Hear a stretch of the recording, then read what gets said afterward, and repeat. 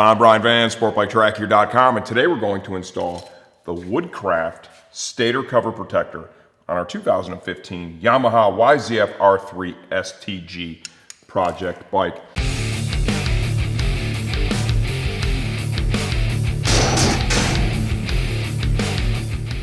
Okay, end of the day, this is a pretty simple install. Let's talk about the tools that I have ready.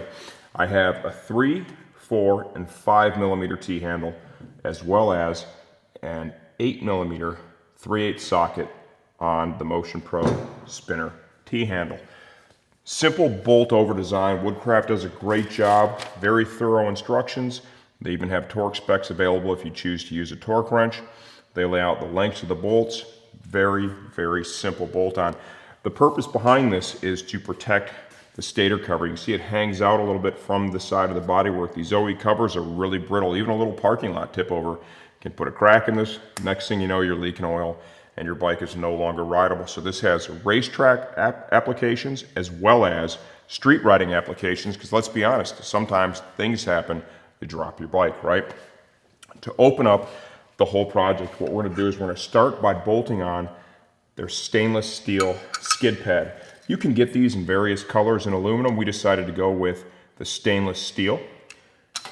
When you do this, it is really important that you use a little bit of blue Loctite on these fasteners, okay? Because you do not want the skid pad coming loose,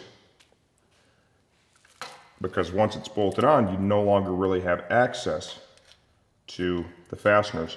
Woodcraft uses high quality hardware. You'll see that the fasteners here for the skid pad are actually tapered fasteners. And what that does, that increases the surface area where the bolt contacts the cover itself. So you have a lot more clamping force. Go ahead and put just another dab on this one. And once I've got them all started, we'll snug those down. The cover protector is machined from billet aluminum. You'll note that just behind the skid pad, there's also a rubber bumper. That is in case you do have a tip over and it's hard enough that it causes the cover protector to deflect, okay? That helps to cushion the blow, so it's less likely you'll have damage done to the stock cover, okay? Now this is gonna bolt in just like this, so really, see the bodywork's gonna be in the way just a little bit right here.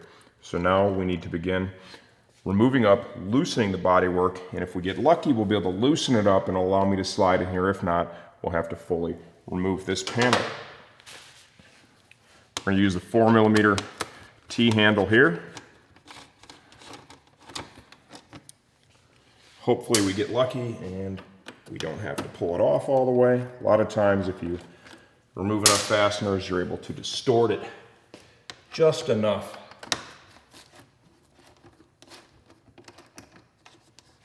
that you can avoid removing it completely. We'll see if that's the case here or not.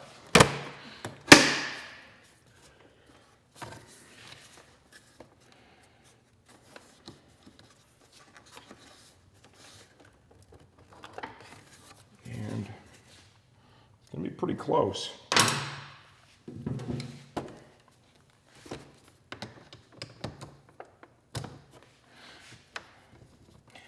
Keep all of your stock fasteners, okay?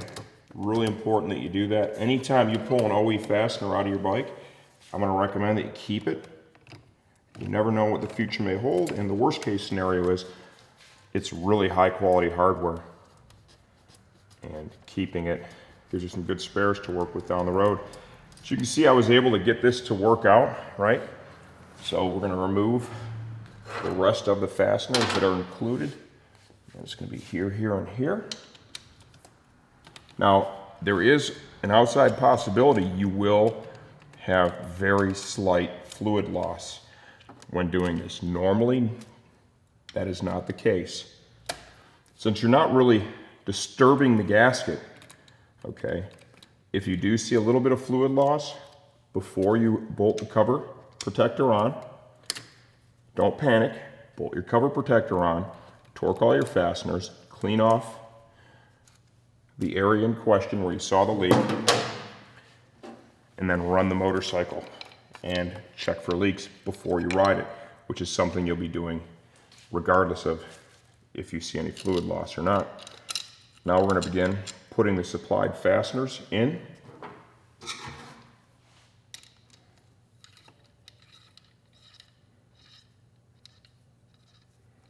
These are all recessed inside the cover. I'm not going to tighten that all the way, just kind of finger tight there. Allow me to work with the rest of them. And when I'm done, I'll go back and I'll torque everything down. Hopefully I can still reach that fastener over here without removing everything.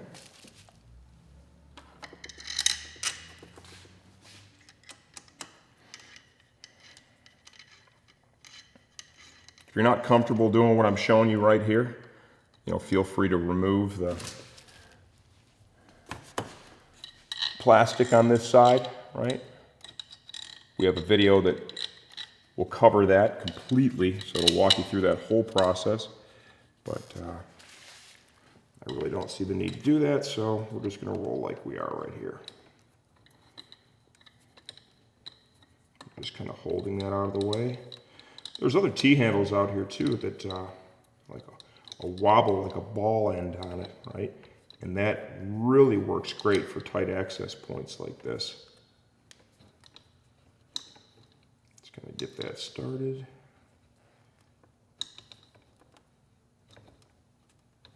Okay. All right, now we will torque everything down. Just gonna use the T-handle, no torque wrench.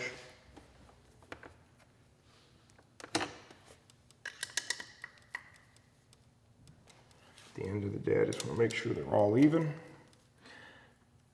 If you prefer a torque wrench, by all means, use one. The torque spec is supplied right there on the instructions.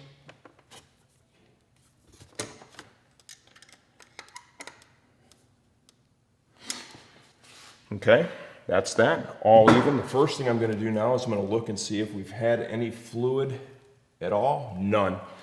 Still, before we ride the motorcycle, right, I want to run it on the stand and make sure that we don't have any issues. Okay, cover's back on. We're ready to slide the bodywork back together. We have a little tang right here, okay, if you can see that.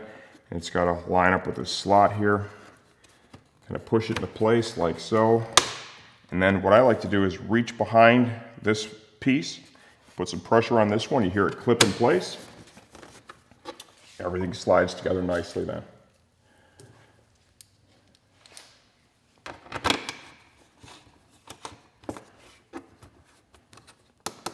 It's one of those old habits die hard kind of things.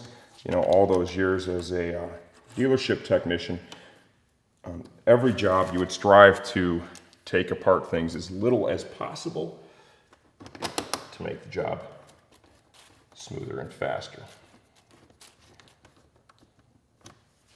Okay, make sure those are all tight. You don't want to lose any of that hardware.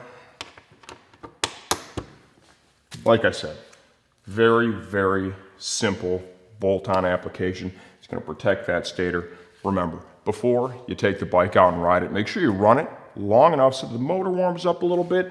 Double check it for leaks. When you have no issues, take it out and enjoy your little R3. I'm Brian Van, sportbiketrackgear.com.